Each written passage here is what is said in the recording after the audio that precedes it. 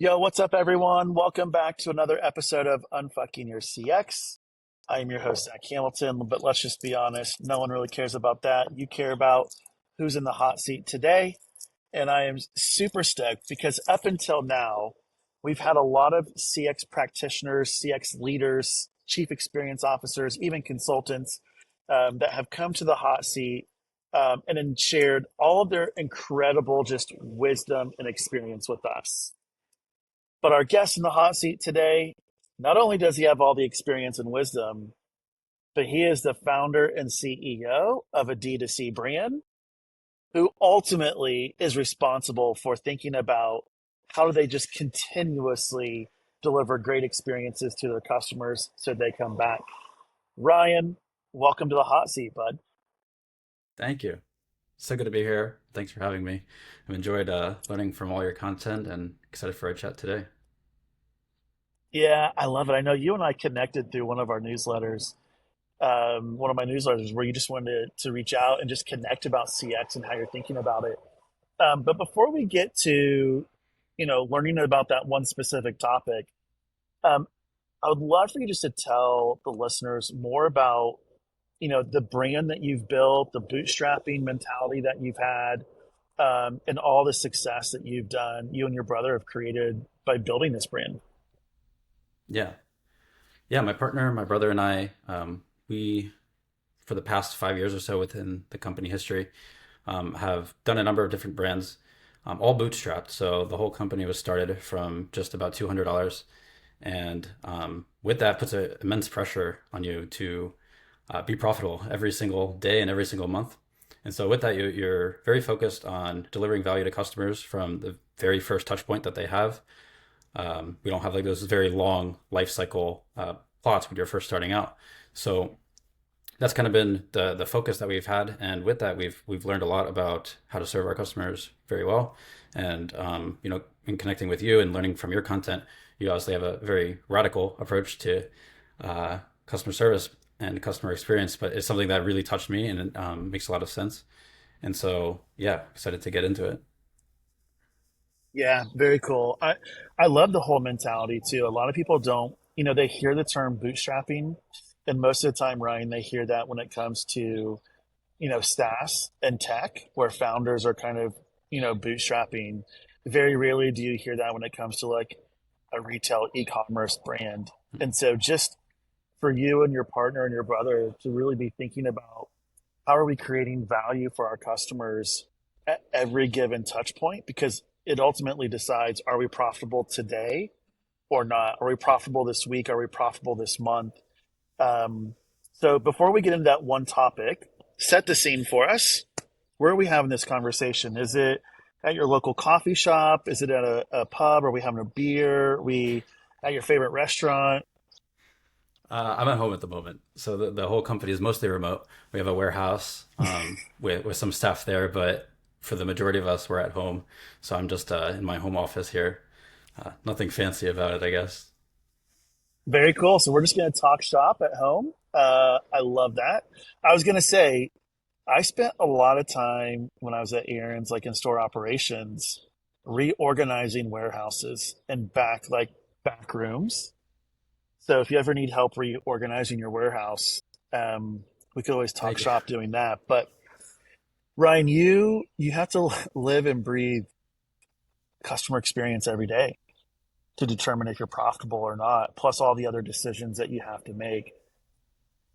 When you think about all the guidance that you've been given over your time of bootstrapping this business, what is one topic that comes up either about customer experience or just customer service that just makes you cringe the most?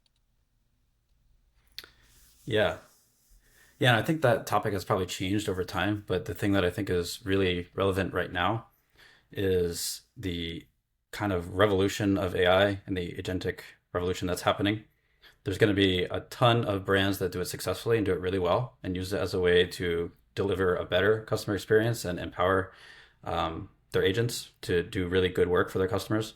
And there's also going to be a ton of brands that do it very improperly and cause more siloed, conversations and have a ton more just complete customer dissatisfaction with their whole operation.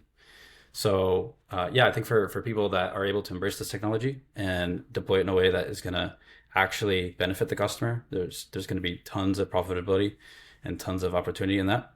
But figuring out how to do it is, I think, a challenge. And because it's so new and so up and coming and so emerging, there isn't exactly a perfect playbook on how to do it. There's a lot of different ideas and theories, and some of it's working, some of it's not. But that's mostly what I've been focused on with my team for the past 2 or 3 months, going through different iterations of this, and trying to make sure that we're on kind of the right side of figuring out how to employ the technology effectively.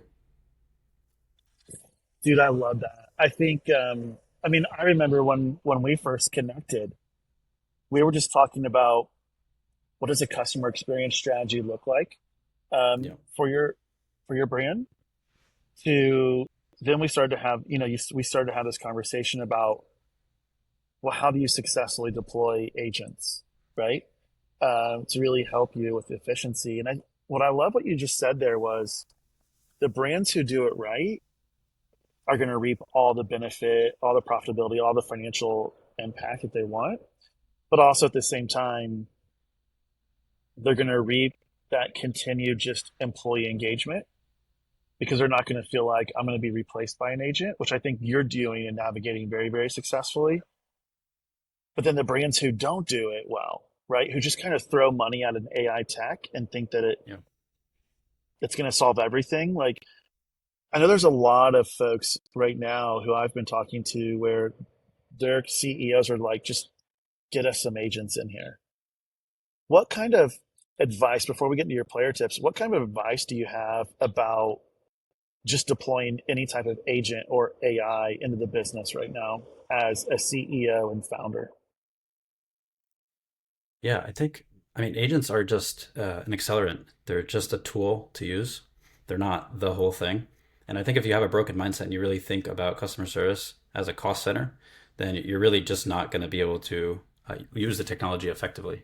If you're instead focused on actually driving a better customer experience with ultra fast 5 second or 10-second response times, because that's what customers want and is most convenient, and you're able to deliver high quality on those responses, then you're actually going to be giving a better experience. So I think it's like starting truly with the mindset of like, why are you actually implementing it? If you're just looking to reduce cost, then there's probably, I don't know, 10, 20, 50 other ways that you can reduce costs that don't require such advanced technology, and you don't need to be on the forefront of this very experimental thing. But if you're actually looking to innovate with customer service and customer experience, then yeah, AI agents are a good way. You're going to make definitely a lot of mistakes and have to do a lot of testing to get it working, but you're experimenting and you're on the forefront of what is possible when it comes to the experience for your customers. Yeah, I think that's such great advice. It'll lead us into your player tips. But ultimately, what I love the most, what you just said there, is know what you're actually solving for. Mm. Like a lot of companies, they just want to deploy agents because it's essentially that new kind of vibe buzzword, if that makes sense. Well, vibe is becoming a new buzzword of its own, right? Um, but it's just become that new thing that now everyone's talking about. So it's like, let's go deploy it.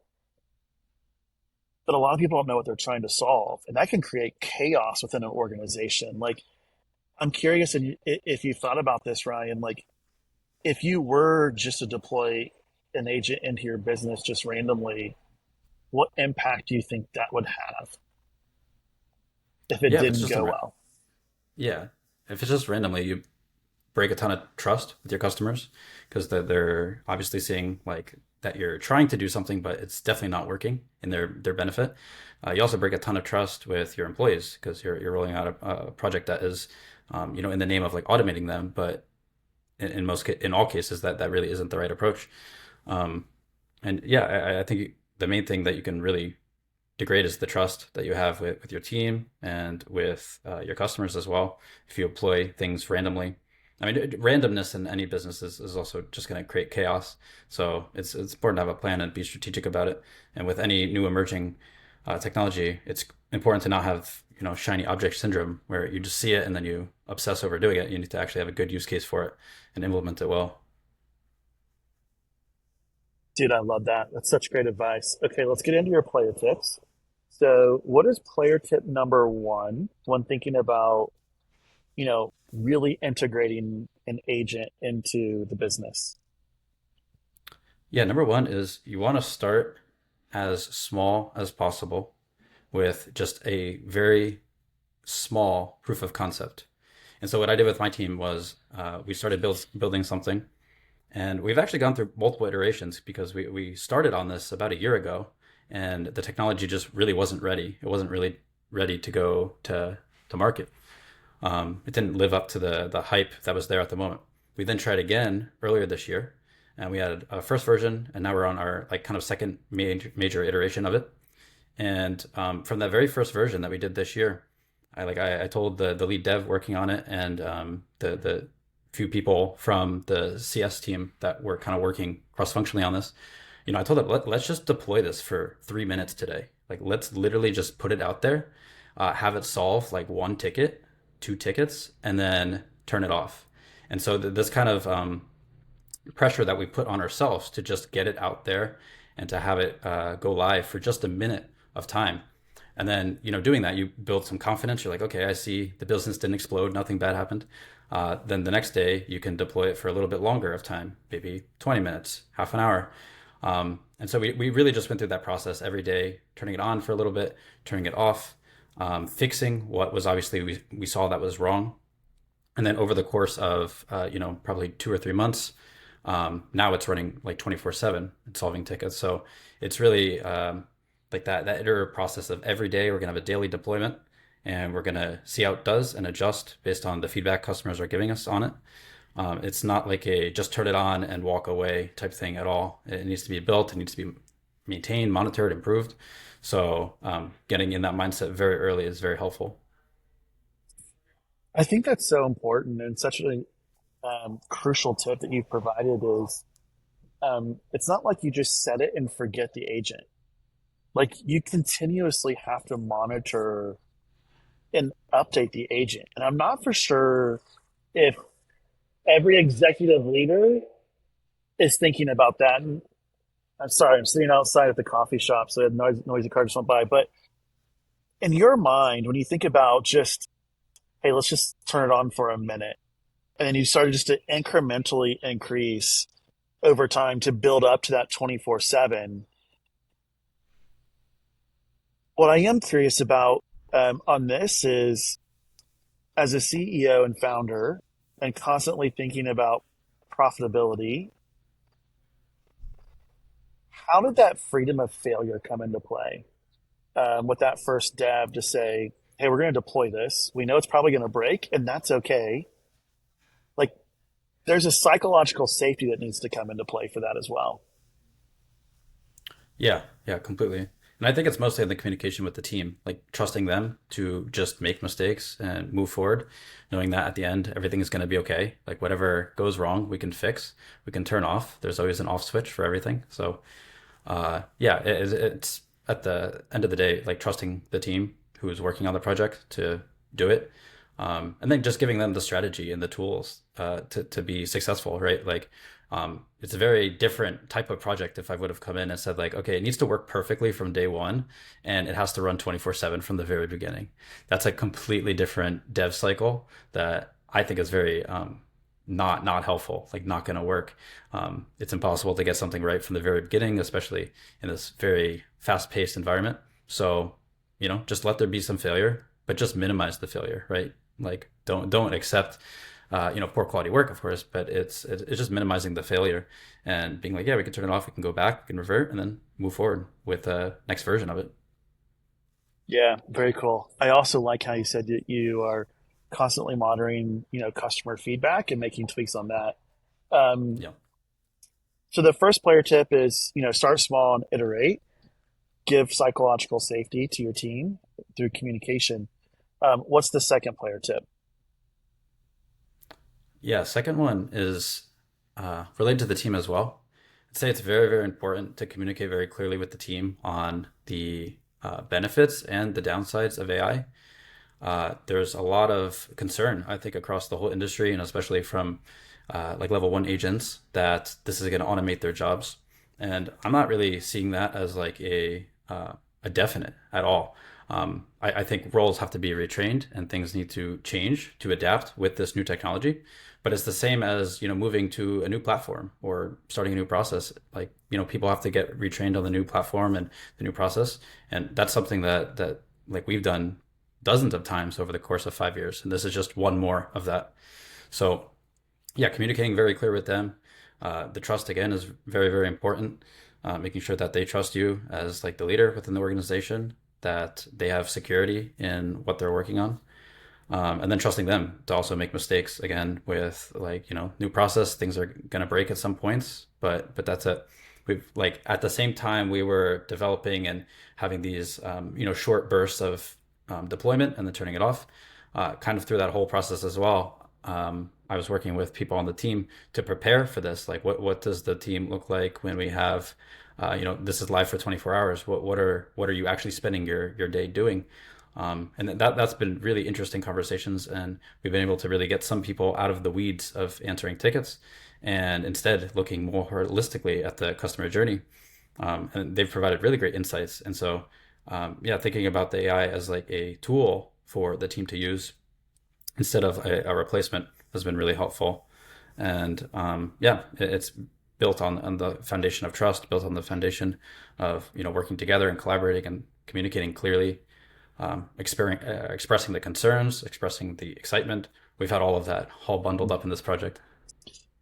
That's awesome, dude. I love how you started with, taking the time to communicate the reason behind agents, right? And really implementing this technology. And then what I also loved about this is the investment that you're making and doubling down on reskilling those specific kind of first line agents into repurposing their role.